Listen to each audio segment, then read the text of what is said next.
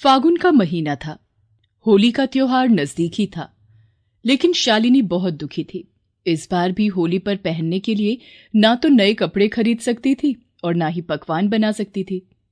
शालिनी के पास पैसे नहीं थे।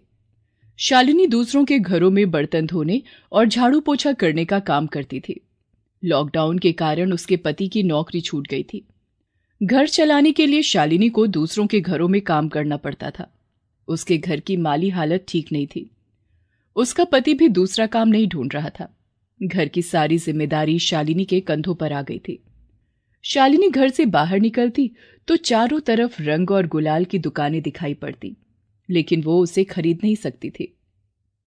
गुलाल ले लो, गुलाल, बढ़िया बढ़िया गुलाल, लालू के गुलाल, सबसे लाल। शालिनी का बहुत मन था कि वो इस बार होली में नए कपड़े पहने और पकवान बनाए। उसके घर भी मेहमान आए और वो उनकी खूब खातिरदारी करे। लेकिन शालिनी के नसीब में ये सब कहां। उसकी मालकिन विनीता बहुत खड़ूस औरत थी। बात बात पर शालिनी पर चीखती, चिल्लाती और काम पर देर से आने पर नौकरी से निकालने की धमकी भी देती थी। उसकी मालकिन उसे समय पर तनख्वाह भी नहीं देती थी। उस दिन शालिनी का बेटा मां से रंग और गुलाल खरीदने की जिद कर रहा था, लेकिन पैसे न होने की वजह से शालिनी उसे डांटकर चुप करा देती है। शालिनी मन ही मन सोचती है कि इस बार मालकिन से कहूंगी कि समय पर पैसे दे दे। होली आ रही है, बेटे को रंग और गुलाल खरीद कर दूंगी। शालिनी काम पर जाती है। शालिनी थोड़ा लेट हो जाती है। आ गई महारानी, तू कभी सुधर नहीं सकती ना। घर का सारा काम पड़ा है और तू 1 घंटा देरी से आई है। अब चल जल्दी से झाड़ू लगा। शालिनी काम करने लगती है। उसका काम में मन नहीं लग रहा था। सारा ध्यान बेटे की जिद पर था। काम करते करते शालिनी मन में सोचती है कि आज तो हिम्मत करके मालकिन से पैसे मांग ही लूंगी। काम खत्म होने के बाद शालिनी मालकिन के पास जाती है। क्या बात है, खड़े खड़े मेरा मुंह क्या देख रही है? अब जाओ और कल जल्दी आना। मालकिन वो क्या वो लगा रखा है? मालकिन वो पैसे मिल जाते तो। अब होली आ रही है ना, मेरा बेटा रंग और गुलाल खरीदने की जिद कर रहा है। कोई पैसे नहीं मिलेंगे, होली के बाद मिलेंगे पैसे। हमें खुद भी शॉपिंग करनी है। सारे पैसे इस महारानी पे लुटा दूं। शालिनी की आंखों में आंसू छलक आए। अपने पल्लू से आंसू पोंछते हुए वो बाहर आई और परेशान होकर धीरे धीरे कदमों से घर की ओर बढ़ने लगी। तभी उसकी नजर बाहर एक दुकान के बाहर लगे हुए बोर्ड पर पड़ी। बोर्ड पर लिखा था कि दुकान में काम करने के लिए लड़के की तलाश है और 10,000 रुपया तनख्वाह भी मिलेगी। शालिनी ये पढ़कर बहुत खुश होती है और सोचती है कि घर जाकर वो अपने पति को यहां काम करने के लिए बोलेगी। शालिनी घर पहुंचती है और अपने पति को दुकान पर लगे उस बोर्ड के बारे में बताती है। शालिनी का पति वहां काम करने से मना कर देता है। बहुत मनाने पर भी जब वो नहीं मानता तो पति पत्नी के बीच लड़ाई होने लगती है। मैं वहां काम नहीं करूंगा। तुम्हें तो यही लगता है कि मैं जिंदगी भर दूसरों के घरों में बर्तन मांजती रहूं और तुम घर पर आराम करो।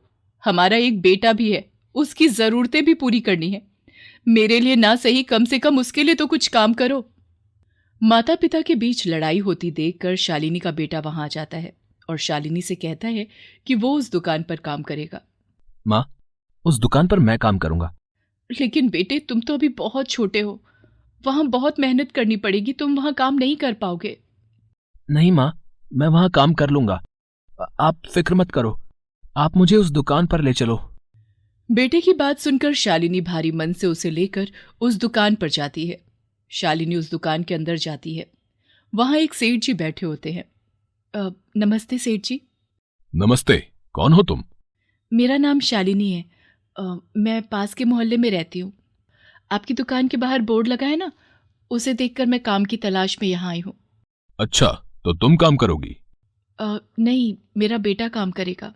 लेकिन ये तो बहुत छोटा है। तभी शालिनी का बेटा बोल पड़ता है। सेठ जी, आप चिंता मत करो, मैं यहाँ का सारा काम कर लूंगा। आप सिर्फ मुझे काम पर रख लो। ठीक है। और सेठ उसे काम पर रख लेता है। सेठ की दुकान पर रंग, गुलाल और पिचकारी की भी बिक्री होती थी, जिसे देखकर शालिनी का बेटा बहुत खुश हुआ। शालिनी का बेटा शालिनी की तरह ही खूब मेहनती और ईमानदार था और काम करने में तो जी जान लगा देता। उसकी लगन, मेहनत और ईमानदारी देखकर सेठ भी बहुत खुश हुए। एक दिन सेठ जी की पत्नी बीमार हो गई, जिस कारण पत्नी को घर में कोई परेशानी ना हो, इसलिए सेठ जी अपने 5 साल के बच्चे को दुकान पर ले आते हैं। बच्चा बहुत चंचल था और सारा दिन दुकान में इधर उधर घूमता रहता और खेलता रहता। होली को आने में बस 1 दिन की दूरी थी। सेठ जी की दुकान पर ग्राहकों की बहुत भीड़ थी। सेठ जी और शालिनी का बेटा ग्राहकों को सामान बेचने में व्यस्त थे। इसी बीच सेठ जी का बच्चा गेंद से खेल रहा था। खेलते खेलते उसकी गेंद बाहर सड़क पर पहुंची। गेंद के पीछे बच्चा भी दौड़ता हुआ सड़क पर आ गया। सड़क पर गाड़ियों का आना जाना लगा हुआ था और सेठ जी का बच्चा एक गाड़ी के नीचे आ गया। तभी शालिनी के बेटे की नजर सेठ जी के बच्चे पर गई। वो दौड़ता हुआ सेठ जी के बच्चे के पास पहुंचा। सेठ जी अभी भी ग्राहकों के बीच व्यस्त थे। शालिनी के बेटे ने सेठ जी को आवाज लगाई। उसकी आवाज सुनकर सेठ की नजर बाहर सड़क पर गई तो देखा कि शालिनी का बेटा सेठ जी के बेटे को अपनी गोद में लेकर बैठा था। सेठ जी के बेटे के सिर से खून बह रहा था। ये देखकर सेठ जी दौड़े दौड़े अपने बच्चे के पास पहुंचे। सेठ जी ने जल्दी से उसे अपनी गाड़ी में बिठाया और दुकान को शालिनी के बेटे के हवाले करके अस्पताल की ओर भागे। अस्पताल में डॉक्टर ने कहा कि उनके बेटे के सिर पर गहरी चोट लगी है और उसको भर्ती करना पड़ेगा। सेठ जी ने बच्चे को अस्पताल में भर्ती कराया। बच्चे के सिर पर 5 टाके लगे। बच्चे की दवाई और उसकी देखभाल करने के लिए सेठ जी को दिन भर अस्पताल में ही रहना पड़ा। उधर सेठ जी को दुकान की चिंता भी सता रही थी। उधर शालिनी के बेटे ने शालिनी को पूरी बात बताई और शालिनी सेठ जी के घर पहुंच गई और सेठ जी की पत्नी की पूरी देखभाल की।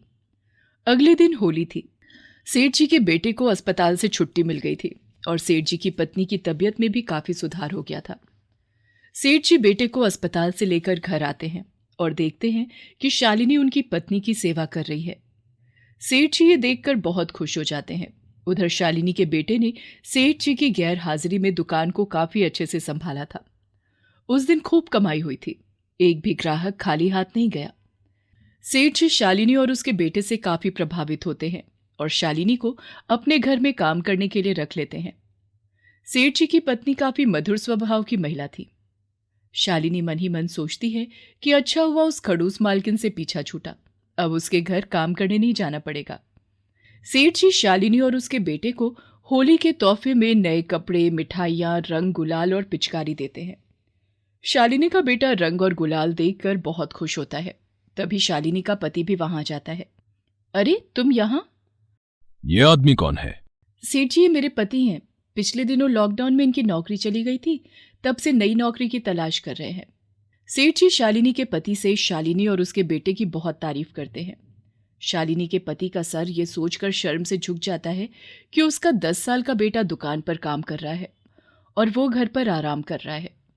शालिनी का पति हाथ जोड़कर सेठ जी से कहता है, अब सेठ जी, अब मेरा बच्चा अभी बहुत छोटा है, आप इसकी जगह पर मुझे काम पर रख लो। मैं तुम्हें काम पर तो रख लूंगा, लेकिन मेरी एक शर्त है। अब कैसी शर्त? तुम अपने बेटे को स्कूल भेजो, उसे पढ़ाओ लिखाओ। तुम्हारा बेटा बहुत होनहार है, वो एक दिन जरूर बड़ा आदमी बनेगा। जी सेठ जी, मैं अपने बेटे को जरूर पढ़ाऊंगा। हाँ। उस दिन शालिनी और उसके परिवार की होली बहुत धूमधाम से मनी। उस दिन के बाद से शालिनी का पति सेठ जी की दुकान पर काम करने लगा और शालिनी सेठ जी के घर पर काम करती थी। उसकी मालकिन भी बहुत अच्छी थी। उसे अब समय पर तनख्वाह मिल जाती थी। दोनों का घर अब अच्छे से चल रहा था। उन दोनों ने अपने बेटे का नाम एक स्कूल में लिखवा दिया। शालिनी का बेटा अब स्कूल जाया करता और पढ़ाई करता था। वो अब भी कभी कभी सेठ जी की दुकान पर आ जाता और उसे देखकर सेठ जी बहुत खुश होते थे।